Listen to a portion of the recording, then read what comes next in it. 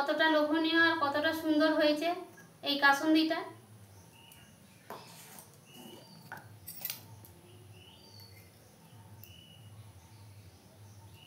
চলে এসেছে একটা নতুন ধরনের রেসিপি নিয়ে। আজ আমি বানিয়ে দেখাবো কাঁচা আমের কাসুন্দি। কাসুন্দি কীভাবে বানাতে হয় এবং সারা বছর কীভাবে সংরক্ষণ করে রাখতে পারবেন তার ভিডিওটাই আজ আমি দেখাবো।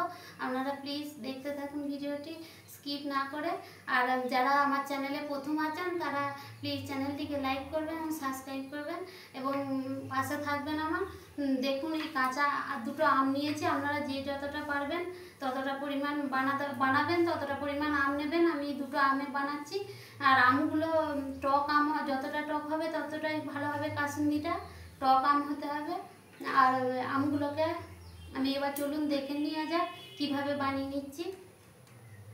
আমি এবার ভালো করে ধুয়ে নিচ্ছি।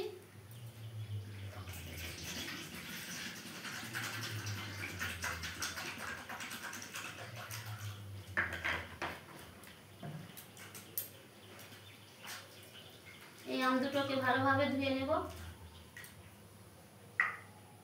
এবার বটিতে আমি আমগুলোকে ছুলে নেব। এই মুখটা বেশিভাবে কেটে ফেলাবেন, একটু বেশি করে।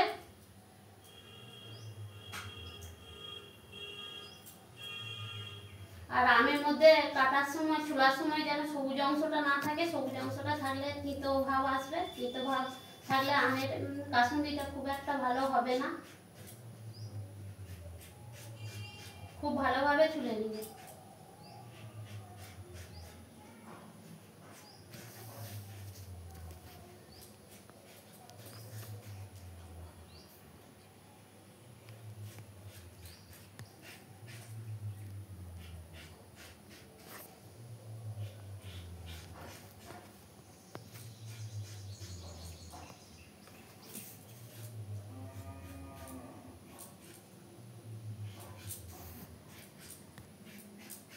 দেখুন আমার একটা আম ছুলা হয়ে গেল।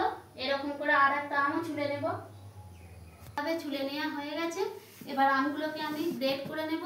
তার জন্য একটা গ্রেডার নিয়েছি। এই গ্রেডারে ছোট ছিদ্রযুক্ত এই অংশটাতেই গ্রেড করবেন, বড় ছিদ্রতে গ্রেড করলে ভালো হবে না। এই ছোট ছিদ্রযুক্ত এই অংশটাতেই গ্রেড করব আমি।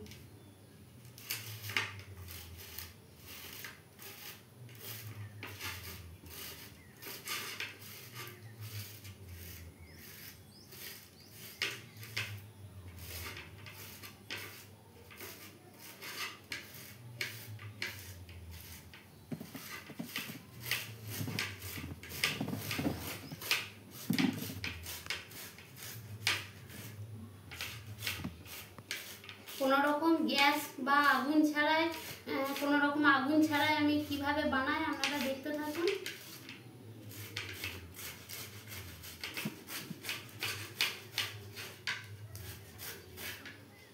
দেখুন কেমন এইরকম মতন হবে। এরকম একবারে মিহি মিহি হয়ে পড়বে, এরকম মতন হবে। এরকম হলে ভালো হয় কাসুন্দিটা।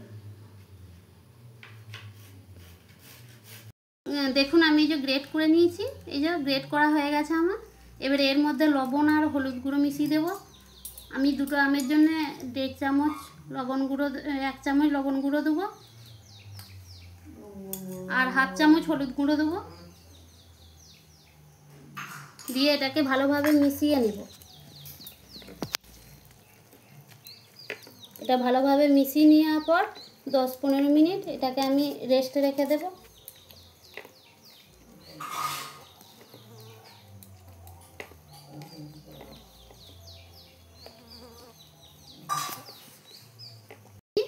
আর এই সরষেটা দু রকম সরষে হলে খুবই ভালো হয়। সাদা সরষে আর কালো সরষে দু রকম আমি মিশ্রণ করে নিয়েছি। আমাদের এই জমির তৈরি সরষে এগুলো। এই দু রকম সরষে টাটকা সরষে হতে হবে, তাহলে ঝাঁঝটা বেশি আসবে। টাটকা সরষে আপনারা টাটকা সরষে নেবার চেষ্টা করবেন। দু রকম সরষে নিয়েছি। এই সরষেটা আমি এবার করে নেব। আপনারা পারলে শিল নোড়াতেও বেটে নিতে পারেন। আমি মিক্সির জারের মধ্যে এটাকে দিয়েছি। আর এর সঙ্গে দেব 4 কুচি আদা, 4 কুচি আদা দেব আর 2টো কাঁচা লঙ্কা দেব। আর জল দেব না, শুধুই বাটবো। চলে এসেছি। সরষেটা এরকম ঝুড়ো ঝুড়ো হবে। এরপরে আমি এই আম মাখাটাকে, এটা আমি বড় জায়গায় মাখাবো। আমটা দেখুন কতটা পরিমাণ জল বেরিয়েছে। দেখুন কতটা পরিমাণ জল বেরিয়েছে। জল শুদ্ধনি নিয়ে নেবো, জলটা ফেলাবো না।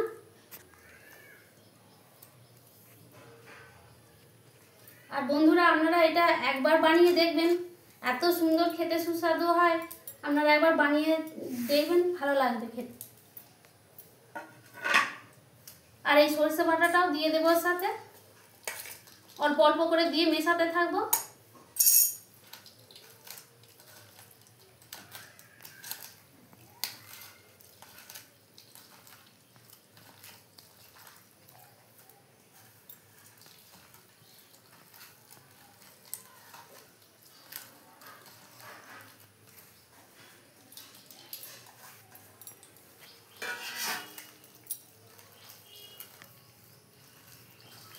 এবার এর সঙ্গে দিয়ে দেবো লবণ। তখন 1 চামচ দিয়েছিলাম, এখন 1/2 চামচ লবণ দেব। আর অল্প চিনি নিয়েছি, আমি 1/2 চামচ চিনি নিয়েছি, আপনারা দিতেও পারেন না নাও পারেন। আর এর সঙ্গে 1/2 চামচ লঙ্কার গুঁড়ো দিয়েছি, দিয়ে এবার ভালোভাবে মিশাবো, মিশাতে থাকবো। এখনই রংটা কেমন এসছেন দেখতে পাচ্ছেন তো বন্ধুরা।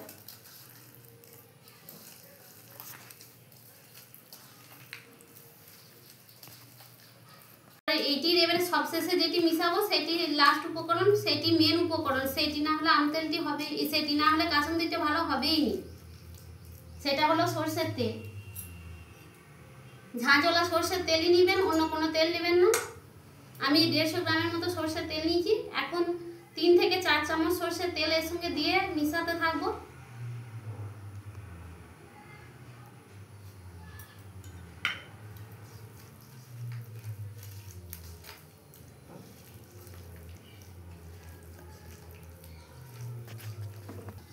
দেখুন বন্ধুরা, আমার মাখানো হয়ে গেছে।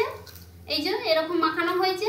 এইটা বেশিক্ষণ আপনি এই খোলামেলা জায়গায় রেখে দেবেন না। এটাকে একটা জারের মধ্যে তাড়াতাড়ি করে ঢুকিয়ে নিতে হবে, নাহলে এই সরষের ঝাঁঝটা চলে যাবে।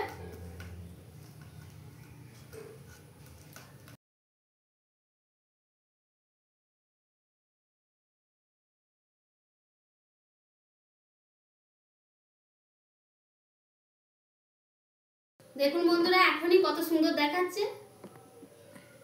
এবার এর মধ্যে আমি যে তেলটা, বাকি তেলটা ছিল, এর মধ্যে অল্প অল্প করে দেব আর নাড়াতে থাকবো।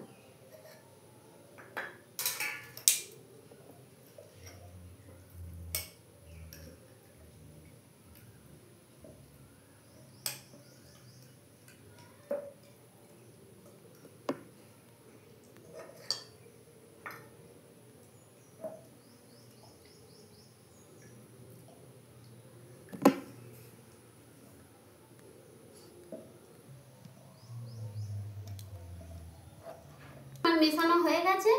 এবারে এটাকে আপনারা যদি সারা বছর জুড়ে সংরক্ষণ করে রাখতে চান, তাহলে এর মধ্যে 1 চামচের মতো ভিনিগার দিয়ে দেবেন।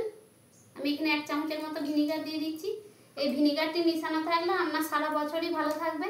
এটা আপনার ফ্রিজেও রাখতে হবে না, ফ্রিজে না রেখে এটা আপনার সারা বছরই ভালো থাকবে।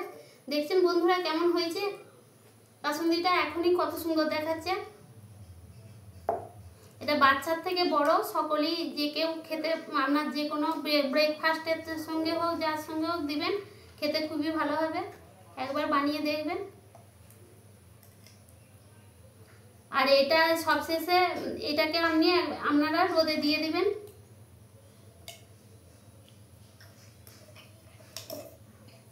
আমার মিশানো হয়ে গেছে।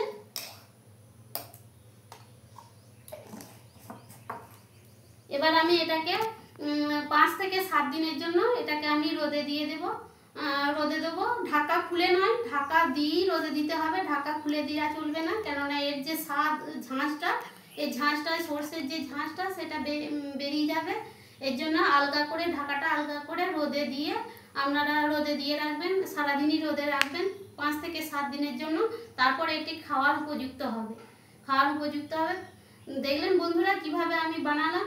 এইরকমভাবে আপনারা একবার বানিয়ে দেখবেন, চেষ্টা করে, খুবই ভালো হয়। আর ঘরের তৈরি জিনিস তো কতটাই না সুন্দর হবে।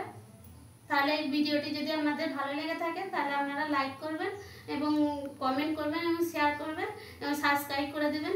তাহলে বিদায় বন্ধু আজকের মতো।